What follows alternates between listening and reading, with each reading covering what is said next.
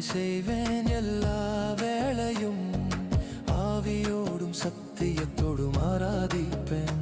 என் உயிருக்கு உயிரான இயேசுவுக்கே என்னை மீட்டு